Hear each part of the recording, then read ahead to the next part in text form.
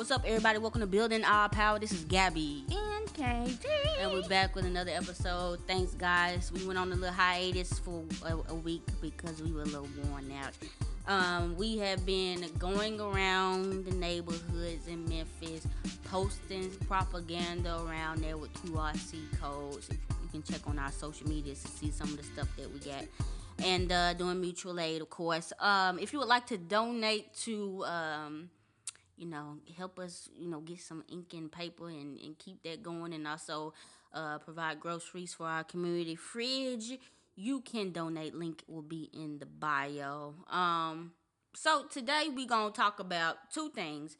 Our main topic is going to be on why capitalists ended slavery. But also, before we get into it, we wanted to talk about something, dialectical materialism, because I think it's important, an important concept to grasp, but I think that it can kind of get deep, and I haven't seen too many people break it down, so it was easily accessible for all. So that's what we're going to try to do right now. KT, can you tell everybody about what dialectical materialism is? Yes, of course. I'd be happy to do that. So, dialectical materialism is a philosophy of science, history, and nature developed in Europe and based on the writings of Karl Marx and Engels.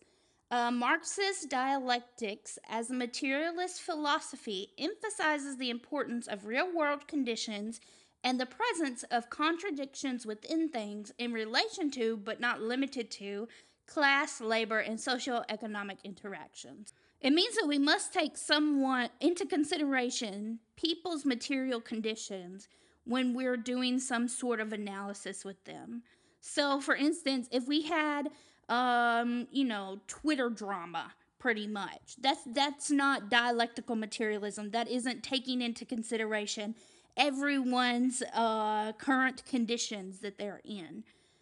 But if we take it and we look at it from a dialectic, materialistic way, we're asking, well, why is this happening to this person? It's not just going to be because, well, God said so, or because some spiritual vibe said so. No, there is a reason behind it, whether that be capitalistic reason, whether that be a social reason, whether that be a physical reason. There's always a reason behind it that we can actually pinpoint, and that's what we must be doing. We've got to be pinpointing what is actually happening within capitalism, and I think Gabby and I feel like we pretty much do a good job of that every week. Every week we're questioning why, how, who, what within capitalism, and that's kind of like what we want to do for the next portion here. But Gabby, do you have anything to say about dialectical materialism? I do. To break it all the way down,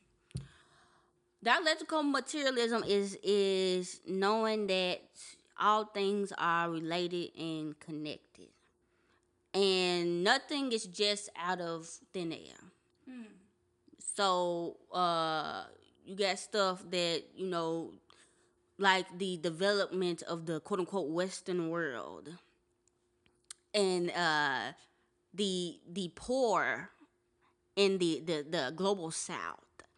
A lot of people, American history, Western history, will teach you that this is just because the Westerners for some reason just had more willpower, more brain power, more smarts, more this, more that. But no, that's not true. If you are born in this system and you've been indoctrinated, that may be what you believe. But when you actually look into the facts and the history, you go from now and work your way on back. Oh, now we learned about colonialism. Okay, why did the Europeans colonize? Oh, well, in their country, they couldn't grow shit. So they had more time and had the reason to invest in boats and things so that they can find people who did grow things so that they can have those things. And it's just knowing that everything is connected. Everything, even like, why do white people think that they run everything? You Mm-hmm. could say it's just because white people are evil. I believe that, but that's not dialectically correct. You know what I'm saying? We have to go through why. Oh, they've been programmed by white supremacy. Why is white supremacy needed? Oh, to enforce capitalism. Why is it needed to enforce? So it's just that frame of thinking, and this frame of thinking is totally against the American way. The American way, the Western way of thinking, is based in evangelical Christianity, which 100% rejects dialectical materialism. It actually shames people for wanting to have evidence and proof of things. Yep. They shamed Thomas, doubting Thomas. They called him. All that man said was, "I don't know if you really Jesus. I didn't seen you that somebody you were dead." He ain't never seen nobody being raised from the dead. And all he said was, "Hey, can I just see the scars?" Oh no, doubting Thomas. So that becomes the way we're programmed. You're programmed not to think. You're programmed not to say why. You're programmed to just accept stuff. Christianity, Jesus is real. White people are better. Black people are thugs. And it keeps this capitalist wheel running. So, yes, dialectical materialism is important to help in the deprogramming of all the propaganda that we've been fed all these years. So that's pretty much the way that I think about just looking at the world, critically asking why, finding facts using the material world, what you see with your eyes, what you smell, what you hear, and using that to help you understand why things are the way they are. So, like I said, Gabby and I try to use dialectical materialism all the time. We never really say the word because we're not that type of people who literally cares about the verbiage. But we are always looking at a critical view of that. And with that being said, we're actually going to go ahead and use that to analyze why capitalists ended slavery and how it benefited them. Okay, so when we think about why would capitalists end slavery, we gotta look at it through dialectical materialism, aka it wasn't just a change of heart, aka it wasn't just people just weren't racist no more. We got to look at what material factors, what was going on in the world, what economically was going on that made America say, yes, slavery ain't finna work for us no more. And what do we always say? America is a doggone corporation. Everything is centered around money. No decision is made if it's not going to have an economic interest. So, boom. We are in 1820s. We already know the history of slavery. The slaves came. We know all that. Whoop-de-doo. Cotton gin. There becomes a boom in cotton. Becomes the number one export out of America. People are making millions. People are investing all over the world in this boom that we have. Black bodies are being used as collateral for mortgages on houses. Black people are being used as collateral for all types of investments. It's wild. So things are going good now. Things are going good. The North is also not only getting money from that investment, but the South is bringing the cotton to them first, and they are starting to industrialize. They are starting to get in on this movement in the Industrial Revolution. So they start getting these textiles to convert the cotton into whatever. And they start to see, okay, wait, hold, this little economic model is pretty dope. This whole little capitalism thing. I mean, we can employ these white folks, pay them a couple pennies, and we make a lot of money off of this. And you know how capitalism works. Capitalism is all about growth. You can't just have one industry plant. No, you got to have more factories, and it can't just be in cotton no more. No, we got to make something else. So the North began to expand in industrialization, and the South continued to grow the cotton. Okay, so that's what's going on in America. But to get even more clarity, let's look into Great Britain because Great Britain ended slavery in the 1840s. So, what were the material realities for the rich at that time and the capitalists that made them say slavery ain't, we don't need slavery no more? So, there were the diminishing returns of the African slave trade itself. As you know, on that boat, a lot of slaves died. With slavery, you had to feed the slaves, you had to clothe the slaves. Slaves got sick, slaves died while working, slaves got pregnant.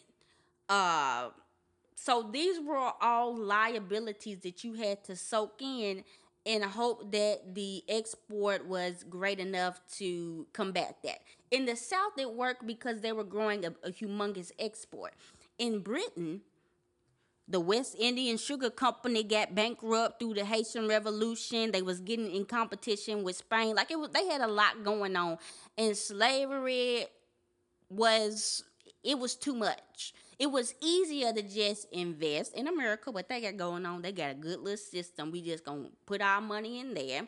They also had the consolidation of the empire in India, and they were doing trade, a lot of trade with opium and drugs with China. Like they had all these other avenues that were less liable. So basically, it was cheaper for them to just invest in something other than housing slaves. Yeah, yeah. And if you want to get crude with it, like let's think about our material realities. Right. We're not going to be owning people. We'll talk about if we own some cows. If I had $200,000 and I had the choice between owning cows, herding them up, selling their meat and their milk, or investing 200,000 into the stock market, what's gonna be the least amount of work, The least risky. the least risky? To be honest, it's going to be putting it into the stock market. Even because you know that cows, we need meat. Everyone is always going to be able to eat meat, right? So if you invested into whatever that might be, whether it's the stock market or even the company that is creating said meat, like Tyson for chicken, then that's going to be way more cost efficient for you to just get that return over and over and over instead of you having to hire people, pay people, do this, this, and this, and this. And Exactly, exactly. And that's what they started to see. And the North, like I said, they've already started to see that as well. Exports they were getting from all over. So they were getting to the point where they at the point didn't really need the South no more. So let's talk about how they abolitionists. Let's not discredit abolitionists. Abolitionists did do a good job of getting the message out there of the brutality of slavery and all that stuff. But let's think about why the North would have been an easier audience than the South.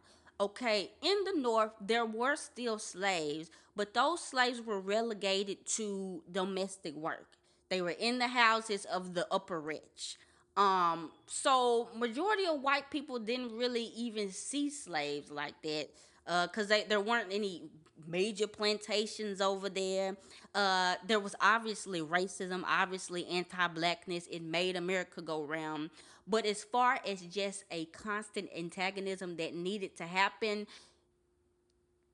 if they hated black people, it was just because they were black. They didn't hate black people because they thought they were taking their jobs. So right. So in the South, you're saying that white people thought that black people were taking their jobs. Black people were what kept the white poor, like now, right, at bay and compliant. So white poor people would say, "Well, damn, at least I'm not a slave. At least I'm not a black person. Yeah, I'm living in a shack. Yeah, I ain't got food to eat. Yeah, we over here eating rats. But at least I'm not a black person." And in the South, it was economically and politically in their best interest of the politicians and corporations to seed in everyday media and in the consuming of products, everything around anti-blackness. Black people are bad. Black people are monkeys. Black people are this or that. So that the poor, like we always say, couldn't even see, damn, this slavery system is actually exploiting us just like it's exploiting the black people. And these plantation owners are actually our enemies, and the black people aren't our enemies. So Propaganda. there was more to have to have the undercut in that to get those types of people on board with abolition. The North, it was just a whole different political climate. You had more immigrants there. It it just was a perfect storm with the abolition movement, with the type of people that were in the North, with the changing economic system. Just like I said, this is like the same thing we talked about with the segregation episode. It's all intertwined, and that's what dialectical materialism is talking about. Everything is affected by everything else. Material realities, the economic time, the types of people that live there, the religious beliefs of the people. All these things helped create this movement of the North eventually becoming quote unquote anti-slavery or whatever. And that caused some conflict. Civil War happened. There's some debate over why the Civil War happened and whoop-de-doo. But eventually, just like at the end of segregation, you see it's a trend. The South had to let go of the slaves, and eventually we get to where we are now, where everything's kind of synthesized, and America has become this corporate system that is making money off of the wages of everybody, the black and the white, paying them very little and recouping all of the profit. So that's kind of long story short. I want to go back kind of to what you said about the Civil War happening, because that I feel like that was pretty important. So the Civil War happened, and I'm saying it happened because white people did not want to give up enslaved people, their black slaves, and so essentially after the Civil War, the South was absolutely devastated. So, like Gabby said, we at one point the South was literal millionaires. They were essential to the entire economy of the world. Did it say Mississippi had the most millionaires per capita in the world? That's correct. So Mississippi was literally the most America. in America, yeah, the most, like, it was huge. It was booming, literally. As soon as the Civil War happened, those white people went out there, literally killed themselves to keep slaves. Famine happened, diseases happened. They literally shot themselves up just so that they could keep slaves, okay? So, essentially, once they were devastated and they had no money, they were losing money from the banks because they couldn't pay the banks back that they loaned money from. They literally had no other options at this point.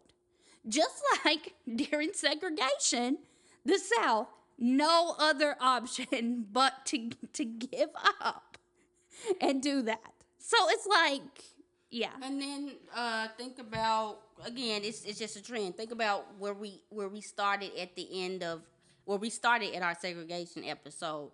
What ended up happening? Just a different system of the same thing. The crazy thing about this is, like, for black people, we went through the same, like,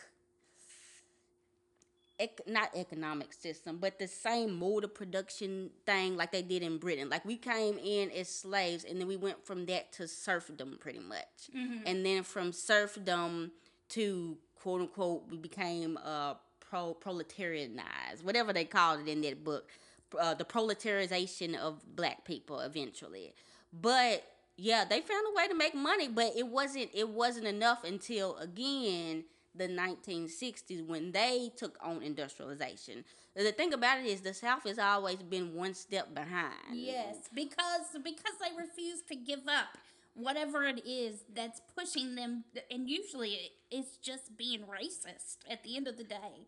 The South is always one step behind because they're just racist pieces of shit. But here's the thing. Both sides are racist, but the North has learned, and the North accepts that money is money. Yes, it's going to make more sense for them to be more progressive because they know they're going to make more money that way. And that's the way that the liberals run today. Literally, If we ask AOC. ourselves why, the Democratic Party, that's why they're always the first ones to accept some type of marginalized identity inside the political sphere, because they know white supremacy rules, and white supremacy will continue to rule. But we will act like we like these people just enough if it's going to increase our profits in something. Of course. The South is the one that, again, think about how much indoctrination had to go into making these poor people not see that they were getting scammed for hundreds of years. There had to be nonstop indoctrination that black people are the scum of the earth, and you the scum of this American earth, but at least you not that type of scum. So that literally even now the South can barely make progress because these white folks are still so caught up in this white supremacist model. And that's just the way it is. And you have to think about why. Why is that still important for today? It's the same reasons. The white working class and the black working class in the South, if together, could literally form huge unions, huge political organizations to fight back against these corporations that have long been terrorizing our cities. But we can't do that. It'll never happen because of racism. Because of white supremacy. Yes. Which is needed to keep us apart. As long as we have that, we'll never be together. And so the question is, how can we use this framing to figure out how to fix that?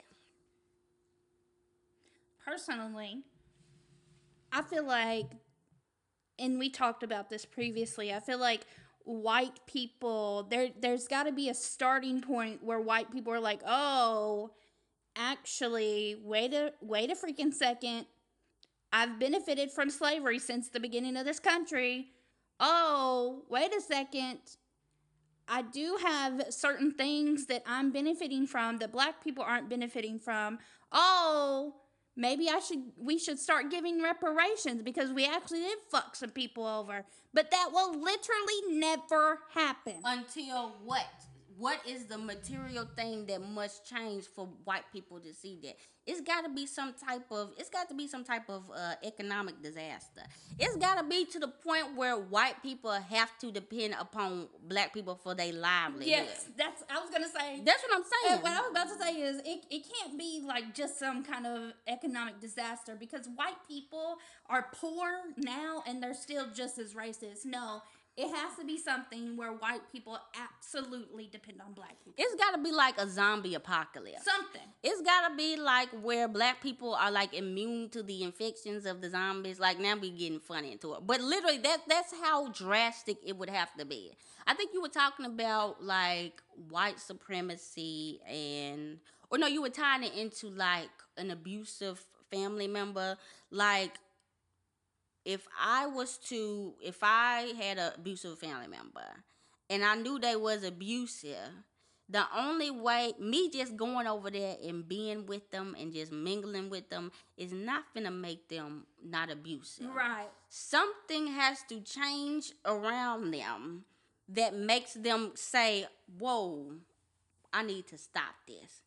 The only way that's gonna happen is if they don't exist no more.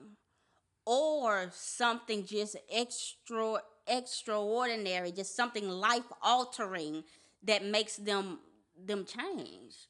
Something that's been so ingrained inside of them.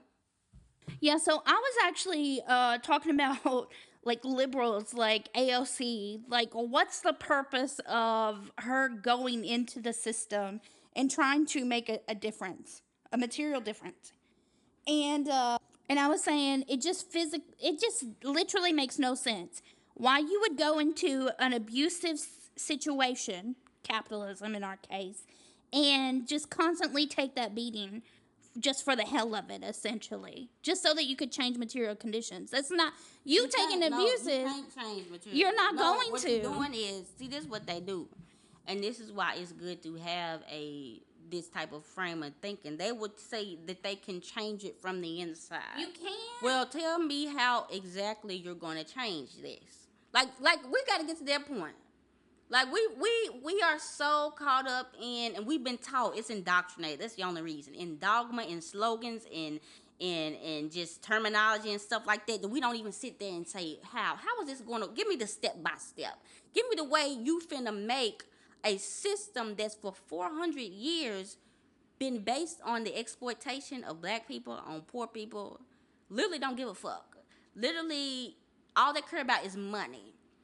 How are you, this one person, these 10 people, going to go in there and do something that's going to make the capitalist people agree with you, and then that's also going to benefit us?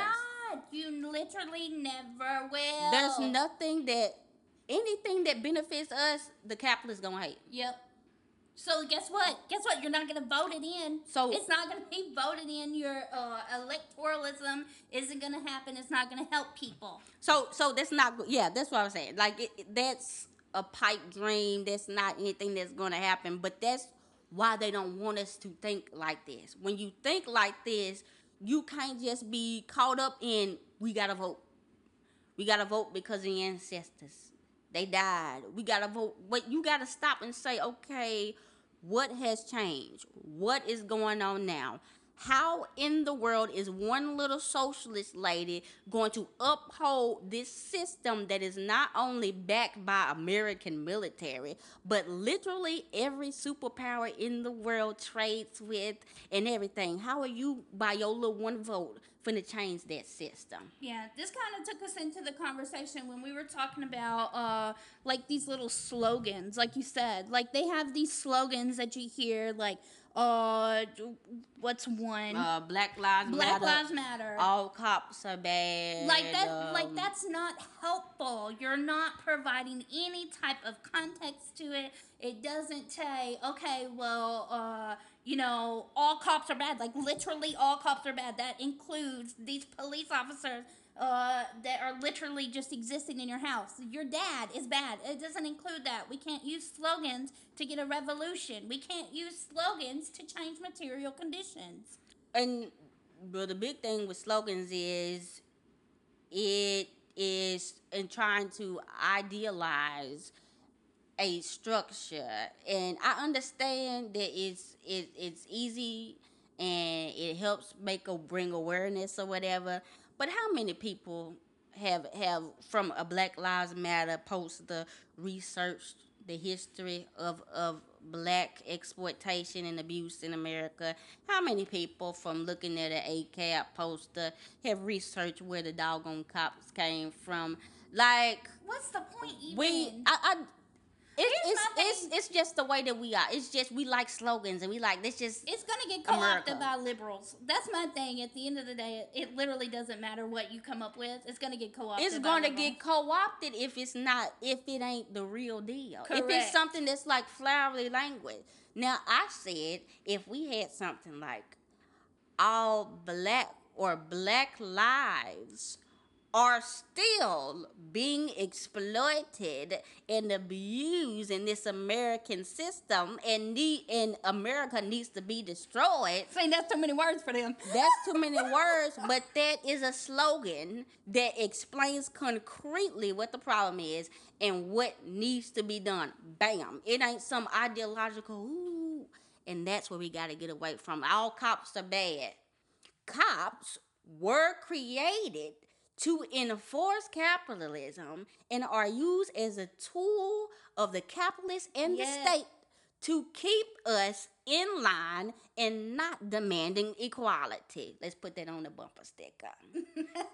That ain't no question with that. It's built in facts. It tells you what needs to be done. Boom. And yeah, so I think this was really just all over the place, but it was just to kind of, I hope it's kind of help y'all see throughout all this talking what exactly dialectical materialism is and dialectical materialist thought. What is it called? Historical materialism. Yes. Yeah. And that's kind of what we wanted to do. So I hope it's helped somebody. I hope y'all understood what we were talking about. Again, before we leave. We are passing out propaganda. We're trying to educate our neighborhood. We're trying to feed our neighborhood. If you would like to contribute to that, the link will be in the description. Also, you can hit us up. You hit KT up at KT underscore does art. Hit me up at Gabby's Music. Anything else you want to say? I want to say that this has been a longer episode than normal, and I appreciate everyone who does listen to us. Like Gabby said, we've been kind of AWOL on Twitter and everything else, but we will get back to it. We're not so exhaustive. So this has been Gabby and KT. and we're out.